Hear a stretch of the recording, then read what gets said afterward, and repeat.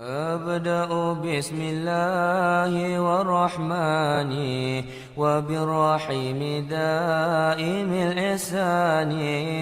فالحمد لله القادم الأول الآخر الباقي بلا تحول، ثم صلاة وسلام سرمدا على النبي خير من قد وعدا، وآله وصحبه ومن تبع سبيل دين الحق غير مبتدع. وبعد فاعلم بوجوب المعرفة من واجب لله 20 صفة، فالله موجود قادم باقي مخالف للخلق بالإطلاق، وقائم غني وواعد وحي قادر مريد عالم بكل شيء سميع بصير والمتكلم له صفات سبعة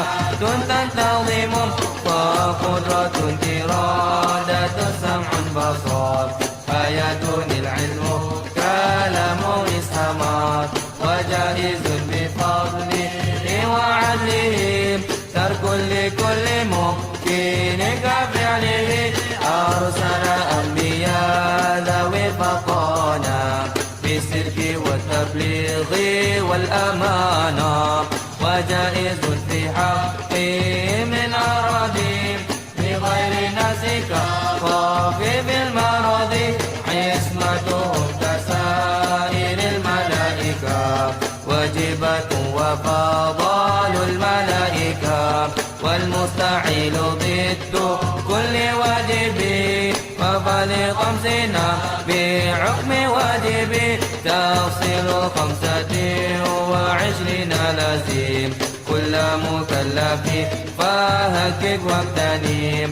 هم آدم إدريس نور دمع صالح وإبراهيم كل متبع، لوط وإسماعيل إسحاق كذا يعقوب يوسف وأيوب تذا، شعيب هارون وموسى واليسع ذو الكفل داود سليمان تبع، إلياس يونس زكريا يحيى عيسى وطه خاتم دغيا، عليهم الصلاة والسلام وآلهم دام للأيام، والملك الذي بلا أب وأم لا أكل لا شرب ولا نوم لهم، تنزل عشر منهم جبريل ميكال إسرافيل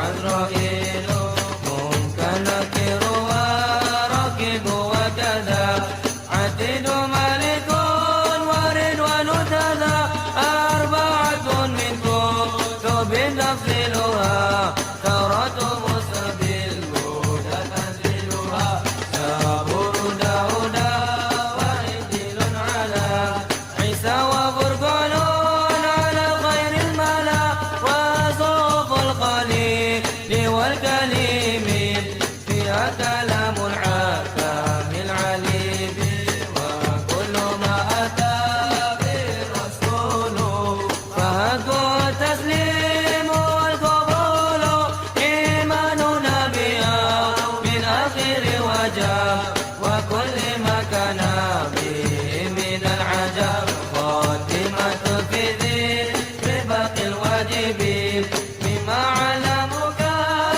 من واجب، نبينا محمد قد أرسل للعالمين رحمة وفضلا، أبوه عبد الله عبد مطلب وهاشم عبد مناف ينتسب، وأمه أمينة ذرية أرضعت عليمة سعدية، مولده بمكة الأمينة وفاته بقائمة المدينة، تم قبل الوحي 40 وعمره قد جاوز 60 وسبعة أولاد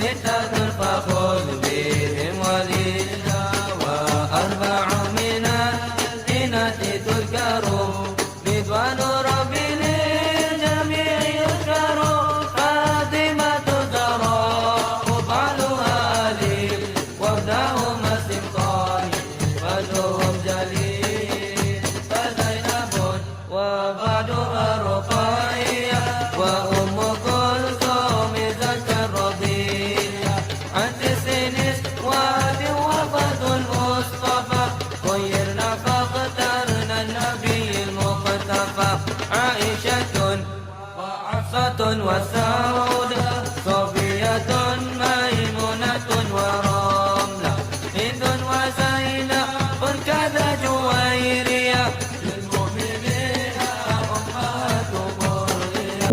Assalamualaikum warahmatullahi wabarakatuh. Waalaikumsalam. Itu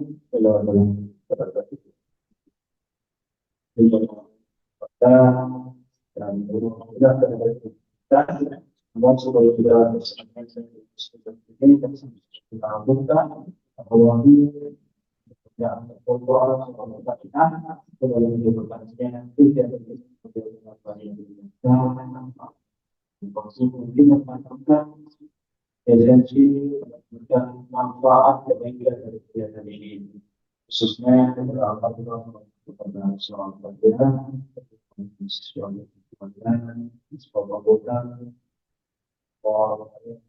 dan berbuat tersebut pada muslim yang terbaik, tentunya. Jadi ini yang mulai seperti soal Al-Fatihah. Alhamdulillah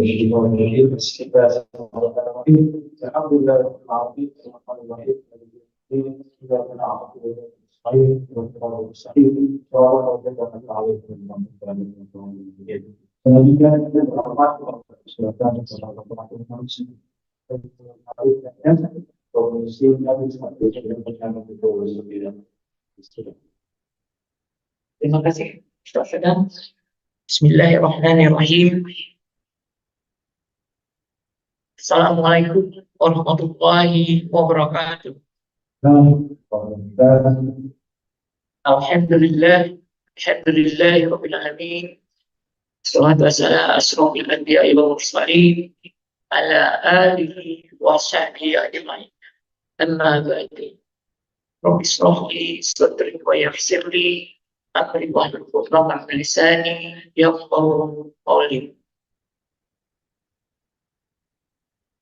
Pertama-tama marilah kita panjatkan puji dan syukur kehadirat Allah Subhanahu wa taala pada berkat rahmat dan karunia-Nya juga pada pagi yang berbahagia ini kita sama-sama dapat mengikuti kegiatan majelis tasbih baik yang luring di Masjid MBH ataupun yang daring secara online. Mudah-mudahan Allah SWT memberikan rahmat dan hidayah buat kita semua, baik yang luring maupun yang daring, sehingga kita dapat melaksanakan kegiatan aktivitas kita sehari-hari dengan lancar dan baik. Tidak lupa kita aturkan salawat dan salam pada junjungan kita Nabi besar Muhammad SAW, para sahabat, para keluarganya, dan insya Allah kita akan mendapatkan syafaat dari hakim nanti dari beliau. Amin, amin ya Rabbil alamin. Yang sama-sama kita hormati dan kita banggakan Bapak Selong, ketua yayasan beserta jajarannya yang kita hormati dan kita banggakan, Bapak Rektor, Bapak Ibu, para Wakil Rektor, Senang, Ketua DPU, Bapak Mufti, beserta teman-teman di BPT, yang saya hormati, Bapak Ibu Dekan, dosen, teknik, dan adik-adik mahasiswa yang hadir pada kegiatan ini.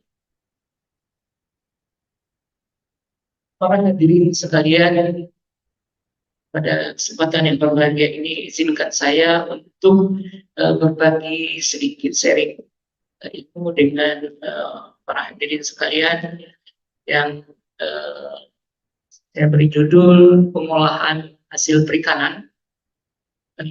Karena sebenarnya sebelum di UNIDA saya sempat 2 periode di Fakultas Perikanan ya. Pertama untuk pengolahan hasil perikanan. Nah, cuma sampai di UNIDA topiknya agak sedikit berbeda, tapi nggak apa-apa. Paling tidak sama-sama bidang pangan. Ya, kita ketahui bahwa sebenarnya hasil perikanan secara garis besar bisa kita kelompokkan menjadi 2, yaitu perikanan air tawar dan perikanan laut gitu ya. Nah, mungkin saya akan lebih cenderung untuk pagi ini kita akan membahas tentang perikanan darat atau air tawar. Yang melandasi topik ini adalah seperti disebutkan dalam Quran surat An-Nahl ayat 16. Bismillahirrahmanirrahim. Bismillahirrahmanirrahim. Yang artinya, dan dialah Allah yang telah menundukkan lautan untukmu agar kamu dapat makan daripadanya daging yang segar, dan kamu mengeluarkan dari lautan itu perhiasan kamu yang kamu pakai, dan kamu melihat bahwa bahtera berlayar padanya, dan supaya kamu cari keuntungan dari karunia-Nya, dan supaya kamu bersyukur. Quran surat Al-Nahl ayat 16. Bapak Ibu sekalian, dari ayat ini jelas terlihat bahwa Allah memerintahkan kita untuk bisa memanfaatkan semaksimal mungkin lautan atau perairan yang ada di kita, apakah itu sebagai makanan atau kita bisa menghasilkan produk-produk perhiasan seperti misalnya mutiara, dan jelas di situ terlihat bahwa di laut juga bahtera itu sebagai alat transportasi yang sangat dibutuhkan. Selanjutnya dalam Quran surat Al-Maidah ayat 96 disebutkan bahwa dihalalkan bagimu binatang buruan di laut dan makanan yang berasal dari laut sebagai makanan yang lezat bagimu dan bagi orang-orang yang dalam perjalanan. Jadi jelas di sini bahwa hasil laut, baik itu hasil perikanan hasil lainnya itu bisa kita manfaatkan untuk kebutuhan kita sehari-hari. Tapi dengan catatan bahwa manfaatkanlah eksploitasi tetapi jangan berlebihan. Nah, intinya adalah kita bisa memanfaatkan alam tetapi harus pelestarian lingkungan untuk pangan yang lestari itu harus menjadi pokok perhatian.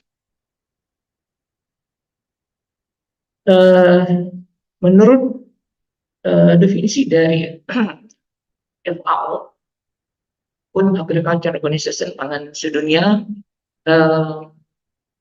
membagi hasil perairan itu menjadi 7 kelompok. Yang pertama adalah ikan air tawar seperti katakan tadi, ikan air tawar dan jenis-jenis ikan yang bermigrasi antara air asin dan air tawar. Kemudian yang kedua adalah ikan laut, jadi nanti akan ada perikanan air tawar dan perikanan air laut. Kemudian kelompok krustase, moluska, dan vertebrata lainnya.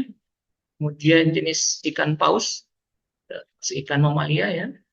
Kemudian anjing laut dan berbagai mamalia perairan lainnya. Kemudian berbagai binatang air seperti penyu, kura-kura, kodok, buaya, dan residu. Residu di situ adalah seperti misalnya mutiara, lokan, spon, yang itu banyak digunakan untuk memenuhi kebutuhan manusia. Kemudian juga tumbuhan air, ganggang air, alga, rumput laut yang banyak kita manfaatkan untuk berbagai jenis makanan maupun untuk berbagai kebutuhan lainnya, terutama untuk di kosmetik.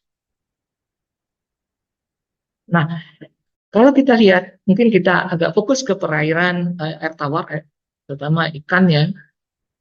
Hasil-hasil perikanan ini mempunyai kelemahan yang cukup mengganggu, yaitu di mana umumnya hasil-hasil perikanan kalau kita lihat, misalnya ikan-ikan segar itu hanya bertahan mungkin cuma sekitar 3-4 jam, itu yang realnya gitu. Tapi dalam kenyataan di pasar sendiri kadang-kadang orang menjualnya seharian ya. Nah, sehingga ini tentunya akan terjadi penurunan mutu. Jadi kelemahan dari hasil perikanan ini adalah gampang sekali rusak. Ya. Nanti kita bahas kenapa dia bisa gampang rusak. Nah, ini membutuhkan suatu penanganan yang khusus supaya dalam pelaksanaannya itu tidak mengalami banyak hambatan. Sehingga mau tak mau penerapan GMP, Good Manufacturing Practice, kemudian Sanitation Standard Operation Procedure, dan kegiatan penanganan aset safety itu mau tak mau harus diterapkan. Karena seperti yang tadi dengan kelemahan-kelemahan tersebut, maka mau tak mau kegiatan program-program tersebut harus kita laksanakan. Misalnya dengan menyimpan pada kondisi suhu yang lebih rendah, sehingga proses kerusakan itu bisa dihambat. Kemudian melakukan pengolahan-pengolahan, baik itu pemberian bahan kimia maupun kegiatan fisik dan lainnya, itu tujuannya adalah untuk meningkatkan fungsi daripada hasil perikanan tersebut.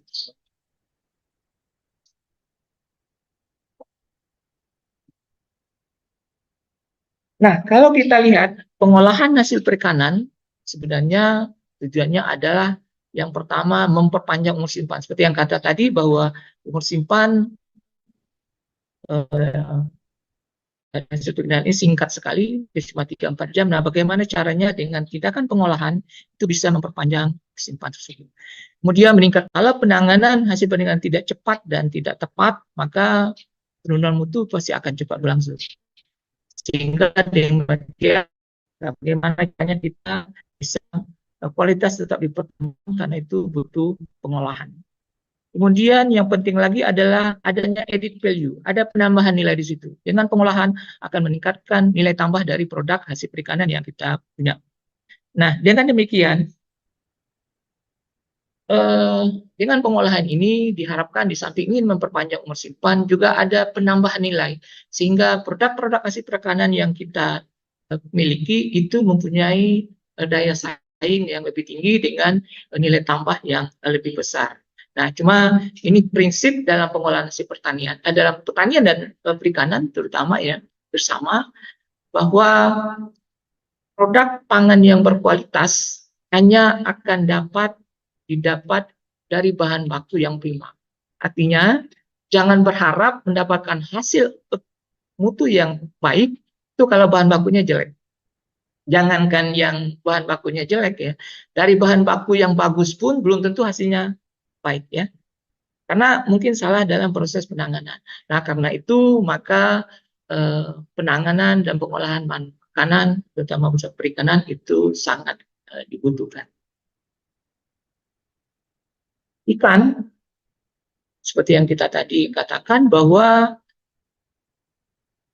merupakan salah satu dari sumber protein hewani yang penting, di samping mungkin hasil ternak lainnya ya, baik itu dari daging, susu, kemudian juga dari hasil-hasil perikanan lain. Nah, di mana kelebihannya adalah kalau kita bandingkan nilai proteinnya itu dengan produk hewani lainnya, baik dengan daging, telur, susu, itu hampir berimbang. Ya. Nah, di samping itu kelebihan dari hasil perikanan ini adalah dia mempunyai nilai biologis yang tinggi. Jadi sekitar nilai biologisnya sekitar 90%. Artinya apa?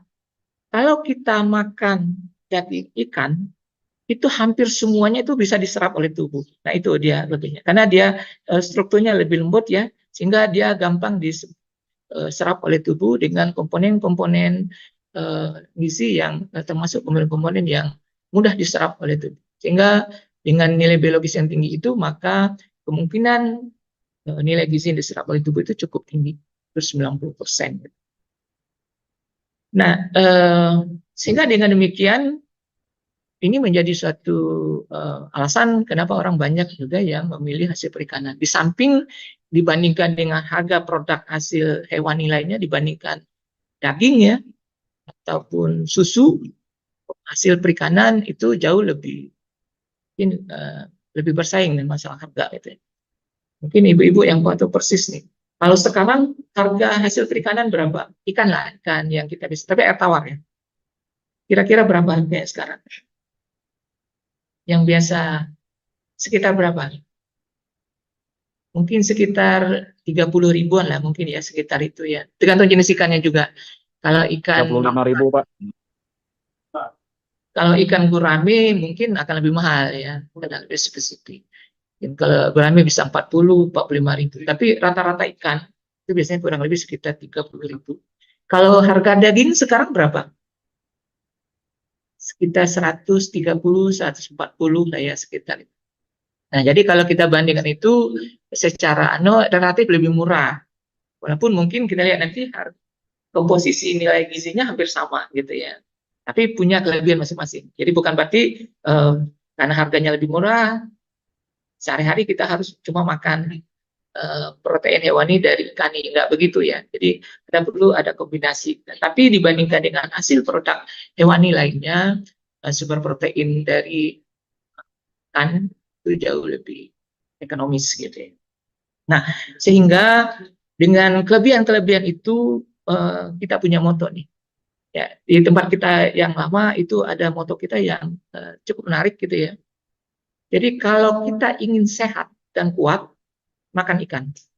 Karena kenapa? Karena ikan itu memang mengandung nilai gizi yang tinggi ya. Kalau mau cerdas, makan ikan. Kenapa? Karena ikan itu tinggi kandungan omeganya, baik omega 3, omega 6, omega 9, yang notabene itu untuk meningkatkan fungsi otak. Jadi untuk kecerdasan biasanya omega 3. Nah, ini ikan tinggi, terutama ikan-ikan laut. Kadar omeganya tinggi. Nah, kalau mau senang, pelihara ikan. Ya, di rumah kita sering di akuarium kita pelihara ikan, ikan cupang, ikan arwana ataupun jenis-jenis ikannya, terutama ikan-ikan hias yang punya warna-warni yang sangat menarik. Jadi kalau mau senang maka pelihara ikan. Nah, kalau mau kaya, jual ikan. Tapi jangan jadi tukang ikan gitu ya. Kalau jadi tukang ikan siapa aja bisa gitu ya. Kalau mau kaya, jadilah pengusaha perikanan. Wah, minimal jadi juragan ikan lah gitu. Jangan jadi tukang ikan. Kalau tukang ikan sayang gitu ya. Jadi ini moto ini saya kira cukup cukup bagus kalau di kami. Apa Pak? Kalau senang pelihara ya, bukan makan. Oh ya, sorry. Ya, kalau mau senang pelihara ikan. Ya, jadi ikan-ikan hias gitu ya. Makasih Pak Ustadz. Nah, kebetulan ini dengan topik ini kita pernah dulu mendapat grant itu tentang di bidang perikanan ini. Karena kayaknya cukup menarik bisa dijual gitu. Jadi kalau mau sehat dan kuat, makan ikan. Mau cerdas, makan ikan. Mau senang, pelihara ikan. Mau kaya, jadilah juragan ikan. Oke.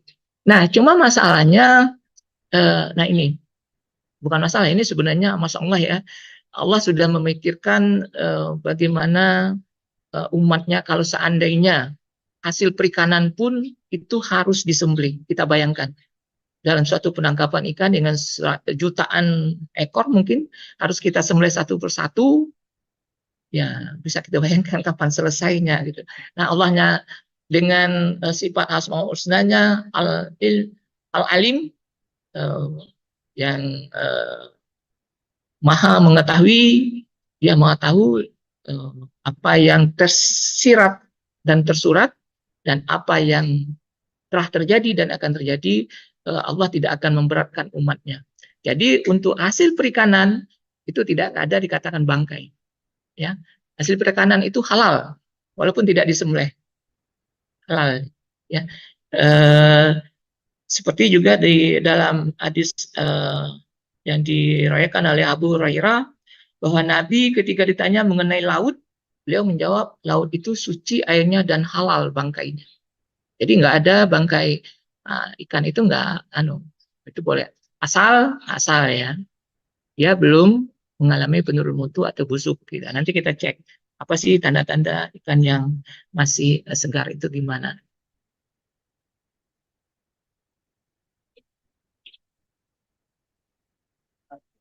Suaranya belum. Oke, nah terus eh, hasil perikanan itu yang bagaimana yang secara Islami yang dianjurkan. Nah, hampir semua baik makanan maupun dari perikanan, dari pertanian, peternakan itu kita bisa baca di Quran Al-Baqarah ayat 168. Ya ayuhan nas kullu mimma fil ard halalan thayyiban. Yang artinya wahai manusia, makanlah dari makanan yang halal dan baik. Halal dan baik yang terdapat di bumi, dan janganlah kamu mengikuti langkah-langkah setan, sungguh setan itu adalah musuh yang nyata bagimu. Nah, yang bagaimana yang diharapkan secara Islami yaitu produk-produk perikanan yang bahan bakunya halal, jadi secara ikan halal ya. Dan yang jadi masalah sebenarnya bukan ikannya, tetapi biasanya yang sering menjadi yang meragukan itu adalah bahan-bahan tambahannya. Sering dalam pengolahan hasil perikanan, bahan-bahan tambahan ini yang kadang-kadang bisa menyebabkan tidak halalnya satu produk. Kalau secara bahan baku ikannya halal, ya. Kemudian prosesnya harus melalui prosedur yang tepat, yang sesuai dengan ajaran Islam, gitu ya. Nah, syukur alhamdulillah untuk perikanan kita tidak diwajibkan untuk menyembelih. Bisa dibayangkan kalau kita juga harus menyembelih ya, alhamdulillah. Tapi proses-proses yang lain itu harus diikuti sesuai dengan syariat Islam.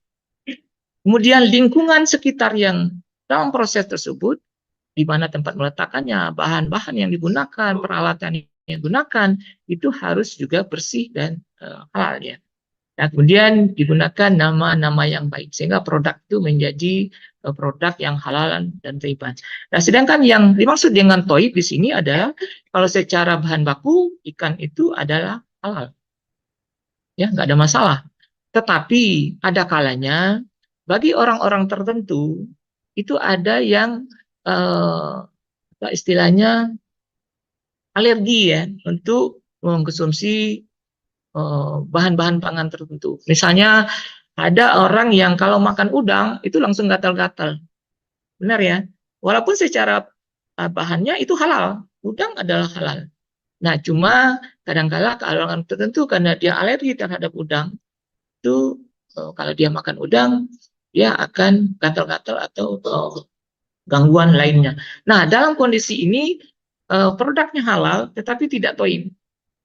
Artinya ya jangan dimakan gitu ya. Karena itu tidak taib gitu. Tapi bagi orang-orang lain mungkin nggak ada masalah. Tapi orang-orang tertentu justru makan udang jadi permasalahan. Jadi itu ya halalan taib. Nah, kalau kita lihat kenapa ikan itu yang tadi itu menjadi pilihan, karena memang kandungan proteinnya cukup tinggi. Kurang lebih sekitar 16-22% tergantung jenis ikannya. Nah, dibandingkan dengan produk-produk protein hewani lainnya itu hampir sama, hampir berimbang. Baik dengan daging, telur, susu, ya, itu hampir berimbang. Kemudian ikan ini gampang dicerna, mudah dicerna oleh tubuh. Karena tadi sifatnya yang tadi dia punya nilai biologis sekitar 90%. Artinya apa? Hampir semua bagian dari dan itu bisa diserap untuk kebutuhan tubuh kita. Nah, di samping itu juga ikan mengandung asam-asam lemak jenuh tadi seperti dia punya kandungan omega 3-nya cukup tinggi sehingga ini sangat bagus untuk proses pertumbuhan otak, terutama untuk anak-anak balita ya. Nah, di samping itu juga ikan kandungan mineralnya cukup tinggi, terutama untuk produk-produk perikanan yang dari lautnya. Itu kandungan mineralnya tinggi, sehingga ini sangat jadi kalau kita lihat ke komposisinya, ikan ini punya daya saing dibandingkan juga dengan hasil produk hewani lainnya. Oke, tadi sudah kita bahas ya. Di sini kurang keras ya.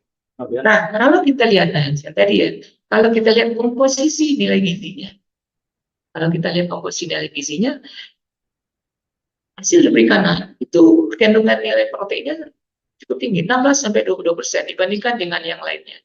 Dibanding daging, masih bersamaan gitu ya.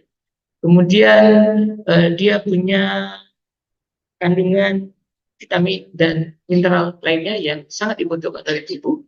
Sehingga dengan demikian maka hasil perikanan menjadi pilihan yang cukup. Nah, kalau kita lihat harganya, seperti yang tadi katakan, harganya mungkin ya persaingan karena 25-30 ribu, kecuali untuk ikan-ikan tertentu ya yang punya nilai yang lebih tinggi. Bersama lah dengan telur ya. Telur sekarang kurang lebih ya sekitar itu juga ya. 26, 28 ya, telur 30 sekitar itu. Tapi dibandingkan hasil ternak, hasil daging sapi itu jauh lebih ekonomis. Dia tidak dibandingkan dengan susu juga jauh lebih ekonomis. Nah, tetapi bukan berarti setiap hari kita sumber protein hewani dari ikan aja, enggak gitu ya.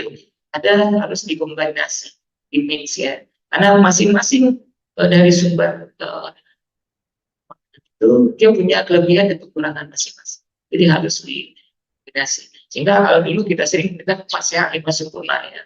Saya ingat dulu waktu kita masih sekolah-sekolah dulu, itu sengaja dikombinasi Pak Sehat Lima Sempurna. Artinya apa?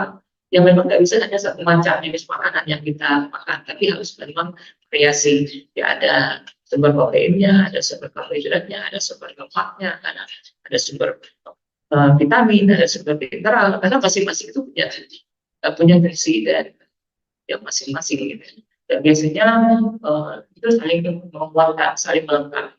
Jadi tidak bisa kita makan dan minum hanya satu jenis makanan.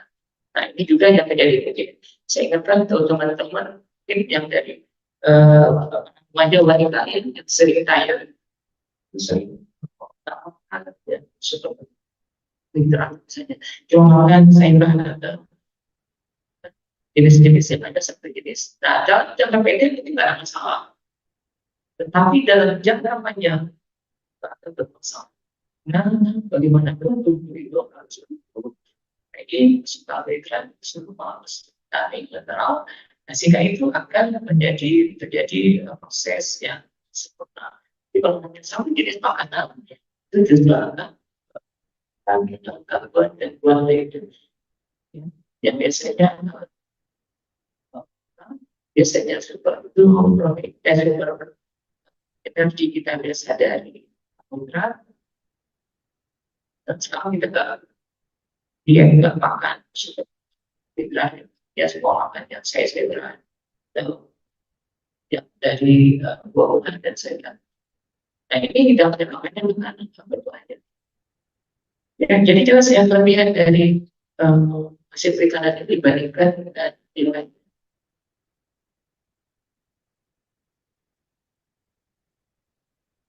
Oke.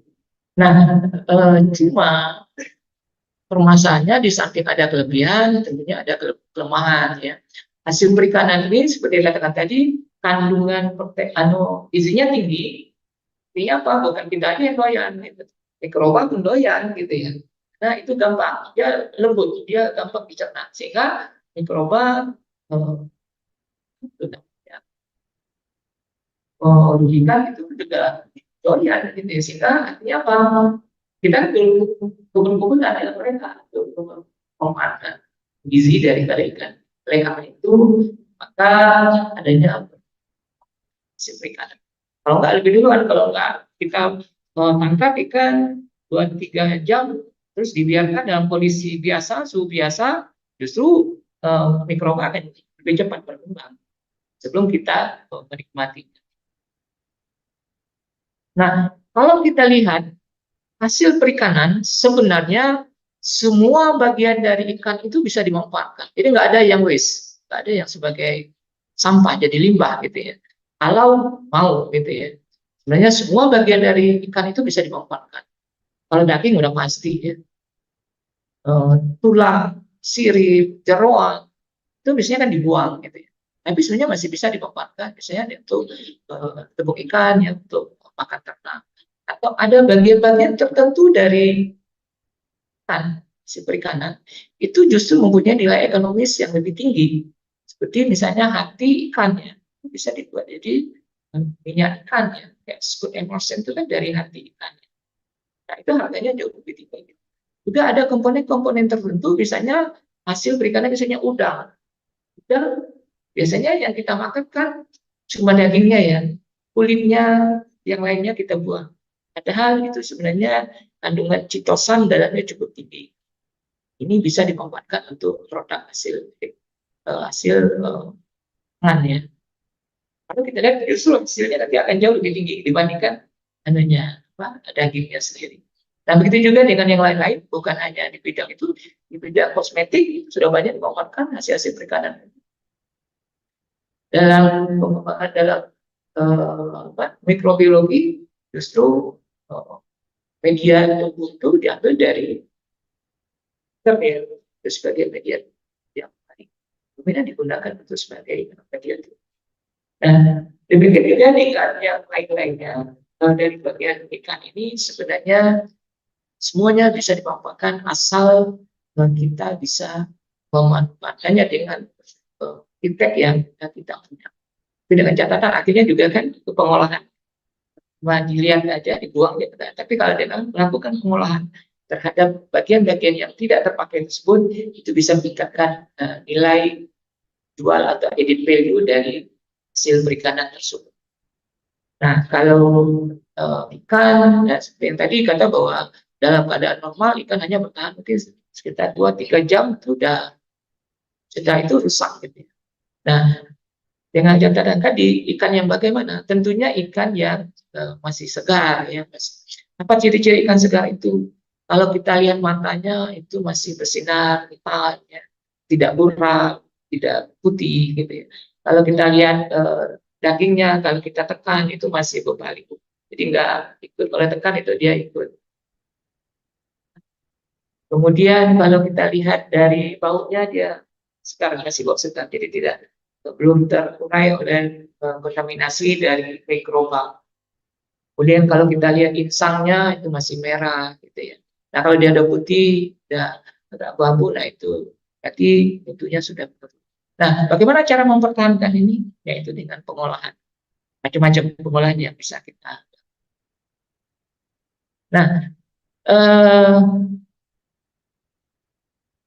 untuk mempertahankan itu di antara tindakan-tindakan yang biasa, yang sering yang biasa kita lakukan yaitu dengan menjaga agar produk tersebut tetap dalam kondisi suhu rendah ya. Itu biasanya yang paling. Kenapa? Karena biasanya dengan suhu rendah ini aktivitas dari mikroorganisme itu lebih lambat. Sehingga dengan demikian kita bisa pertahankan simpan dari hasil perikanan.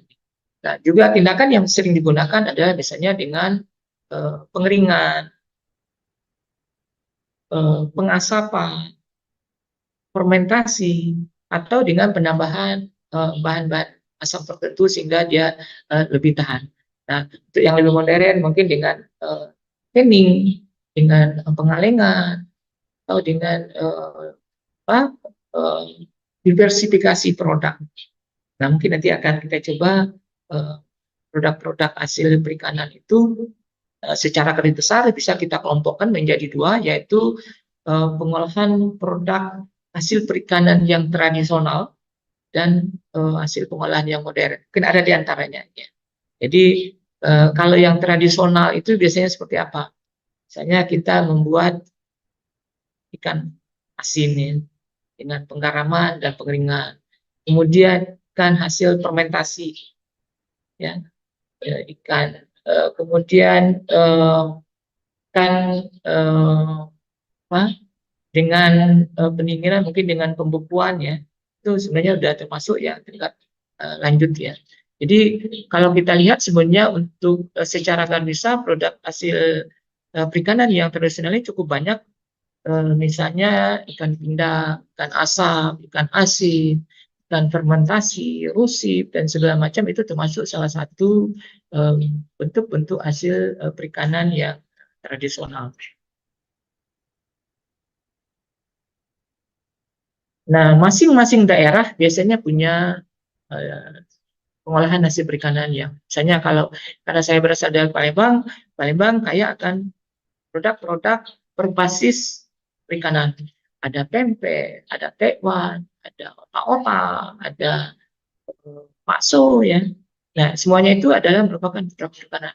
Dan juga yang agak spesifik mungkin nanti akan saya sampaikan ada beberapa hal yang masing-masing daerah itu punya uh, produk hasil perikanan tradisional yang berbeda gitu ya. Nah, kalau kita lihat hasil perikanan, mungkin saya akan lebih fokus ke hasil perikanan air tawar ya. Mana di situ ada ikan lele, ikan gabus, ikan patin, ikan nila, ikan sepat, ikan mas. Ini merupakan ikan-ikan perairan air tawar. Nah, bedanya ikan air tawar dengan air perairan sebenarnya termasuk dalam kelompok perairan umum ya. Perairan umum itu bisa di danau, di sungai, di waduk, di apa namanya istilahnya tempat air ya, genangan air. Nah, itu biasanya kita kelompokkan dalam perikanan umum. Istilahnya perikanan darat ya, itu yang biasa kita ada. Jadi banyak sebenarnya macam-macam dari perikanan darat ini yang bisa kita manfaatkan. Nah, hampir semuanya itu bisa dimanfaatkan, mulai dari dagingnya, jeroannya, tulangnya, maupun sirip dan lain-lain yang sisip ya, yang sebenarnya sudah dianggap limbah atau waste, ini sebenarnya bisa diolah menjadi produk-produk yang punya nilai tambah yang lebih tinggi. Nah, ini saya akan coba yang pertama mungkin ikan rasbora. Kebetulan waktu masih di Palembang saya fokus ke bidang ini, ke rasbora, rasbora SPP ya. Kalau di kita di sana sering disebut ikan seruang. Ini endemik ya, memang jarang di tempat lain. Biasanya di daerah aliran Sungai Musi dan anakannya itu banyak. Juga ada di Kalimantan. Nah, mungkin yang agak sejenisnya ada di Danau Singkara ya, di Sumatera Barat itu disebut dengan ikan bilik. Itu hampir mirip, tapi sebenarnya beda ya, beda. Nah, ini khas kalau di kita di Palembang itu disebut dengan ikan seluang. Dan seluang. Di Kalimantan juga banyak jenis-jenis. Tapi untuk di daerah Jawa saya jarang lihat. Jarang saya lihat jenis ikan ini karena memang dia endemik di daerah aliran sungai, Sungai Musi dan anak. Di Kalimantan juga puas. Jadi ini mungkin di Indragiri, di Riau ya, itu juga di Sungai Siak itu juga banyak. Nah, ikan seluang ini kita sebenarnya saat ini, kalau dulu saya ingat betul waktu SMA dulu, ikannya termasuk ikan sampah. Artinya apa? Gampang sekali didapat. Kalau kita di sungai itu dari kampung itu tuh pasti dapat ikan-ikan. Nah, cuma sekarang ini termasuk ikan yang elit ya. Karena sekarang justru untuk ikan ini banyak dimanfaatkan di restoran-restoran ternama ya. Jadi yang itu bukan dijadikan olahannya, tetapi dibuat crispy dan seluang kering. Nah, itu biasanya dimakan sebelum kita makan menu utama. Jadi kita itu sebagai camilan dan kering, dan itu rasanya enak, gurih dan seger. Nah, harganya lumayan. Mungkin satu piring itu bisa sekitar 50.000. Kecil ya. Karena itu sebagai camilan, jadi makanan pembuka. Walaupun sebenarnya juga banyak diolah jadi makanan-makanan lainnya seperti misalnya, nah ini kebetulan juga tentang ikan seluang ini saya juga ada buku saya tahun 2019 sebelum saya pindah ke Beda, itu saya di Geraha Ilmu, ya, penerbitan Geraha Ilmu Yogyakarta, dan ya sedikit banyaknya ada sedikit royalti biasanya mereka, walaupun mungkin kadang-kadang ya penerbit juga agak sedikit aneh juga mereka dan nggak terbuka berapa hasil penjualan semacam, tapi ini insya Allah royaltinya juga udah mulai sedikit-sedikit mengalir gitu. Nah, kalau dulu saya ini karena dulu setiap anak angkatan itu pasti ada mahasiswa, karena ini mata kuliah wajib ya. Berarti, cuma kalau karena sebenarnya dia di Bogor, saya nggak mau mendalami ini lagi sehingga ya itu agak lambat adanya kembangannya gitu. Tapi kalau di Palembang karena ada beberapa saya juga ngajar di Muhammadiyah di PGRI. Nah itu ini mata kuliah termasuk buku yang dipakai untuk fakultas pertanian terutama di prodi perikanan. Oke ya. Nah ini produk-produk yang di pundang tadi. Jadi pundang itu adalah ikan yang dikeringkan tapi tawar sehingga dia nggak asin, nggak asin. Jadi penambahan garam dan gula itu ada justru untuk meningkatkan aromanya. Ya, jadi bukan untuk pengawetan sebenarnya garam itu, jadi untuk menguatkan aroma. Jadi dia tawar, sehingga dia bisa diolah menjadi berbagai produk. Jadi itu kelebihannya gitu. Ya, jadi dia bisa dibikin crispy, crispy itu bisa yang tawar, bisa yang pedas ya, tergantung kita.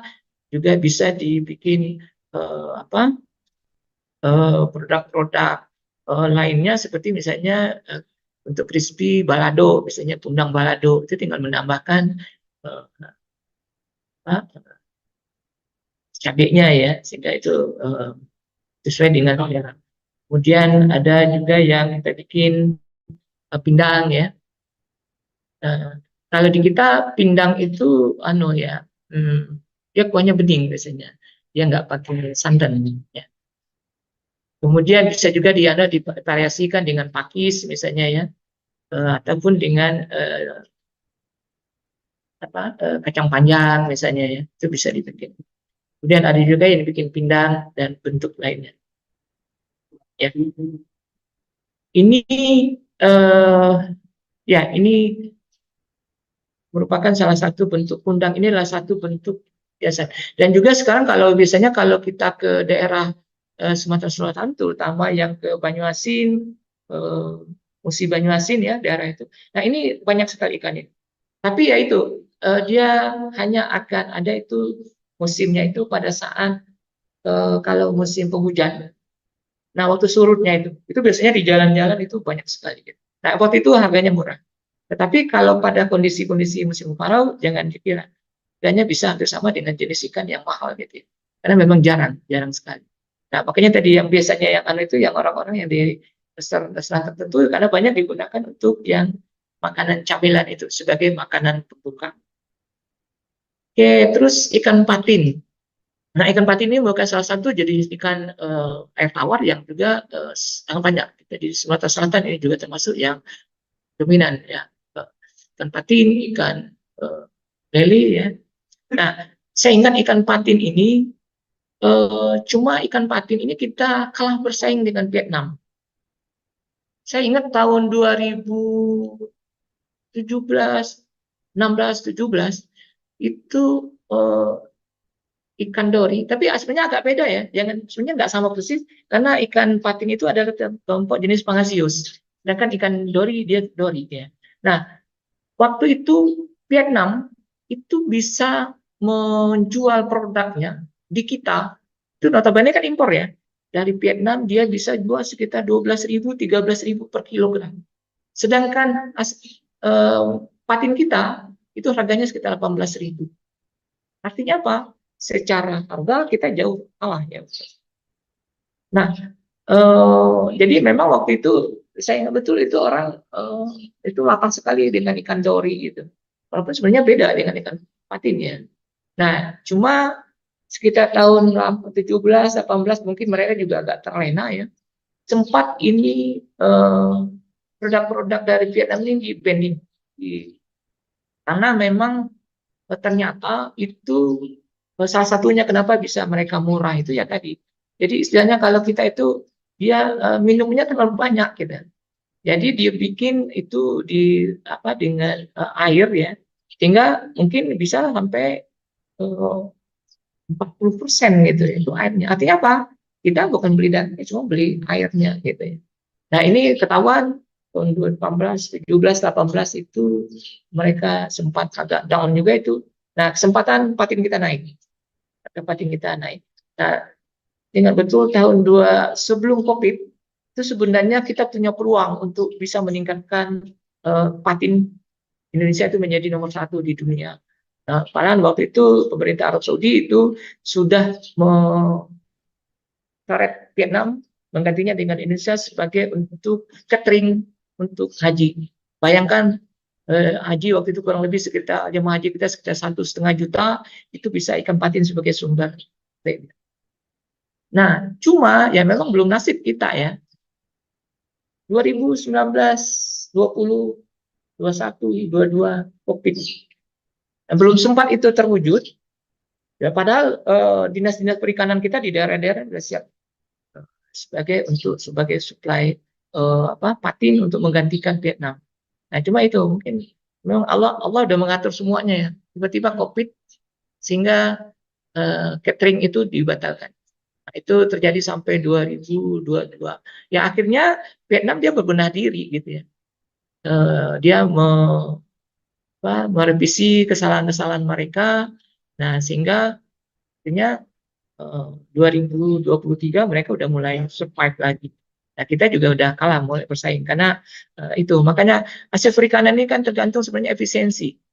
Kalau dia efisiensinya rendah, otomatis harga akan tinggi gitu ya. Nah, Vietnam dia bisa mengantisipasi itu, mengandung kelemahan-kelemahan dia sehingga 2022, 2023 mereka udah mulai survive lagi.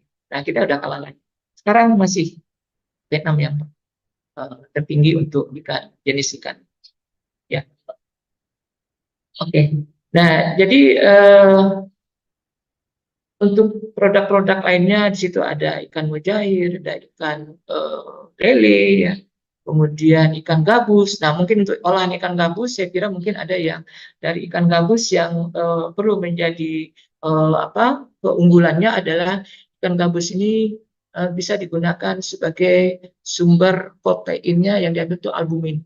Jadi sekarang banyak ya, ada kapsul albumin gitu ya. Itu sebenarnya diambil dari ikan gabus, diekstrak sehingga ini menjadi satu. Ini penting karena ikan albumin ini sangat bagus untuk penyembuhan. Jadi bagi orang yang luka atau mungkin ibu-ibu yang habis melahirkan, itu proses penyembuhan itu sangat dibutuhkan. Sehingga waktu itu booming itu kapsul albumin gitu. Ini menjadi suatu keunggulan dari ikan ini. Ya, ikan sepat saya kira kelihatan. Oke. Nah, mungkin yang perlu menjadi juga ada ikan duplikasi yaitu surimi. Surimi ini fungsinya sebenarnya adalah untuk ikan-ikan giling ya, sebenarnya ikan giling. Nah, tetapi ini kita banyak gunakan kalau ikan patin, ikan lele, itu kan kandungan lemaknya sangat tinggi ya. Sehingga kalau kita lakukan pengolahan, itu pasti akan tekniknya masih muncul karena salah satu untuk mengatasinya adalah dengan membuat surimi.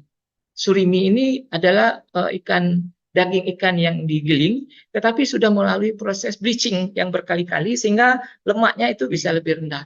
Nah, hasil penelitian kita terakhir itu dengan surimi ini ikan lele, ikan patin yang notabene lemaknya tinggi dengan surimi ini sudah bisa kita bikin pempek, bakso atau lain-lainnya sehingga tekstur dan anunya hampir sama dengan pempek yang dari ikan tenggiri atau dari ikan gabus. Oke, untuk yang lebih maju mungkin ya ini berbagai produk olahan dari surimi.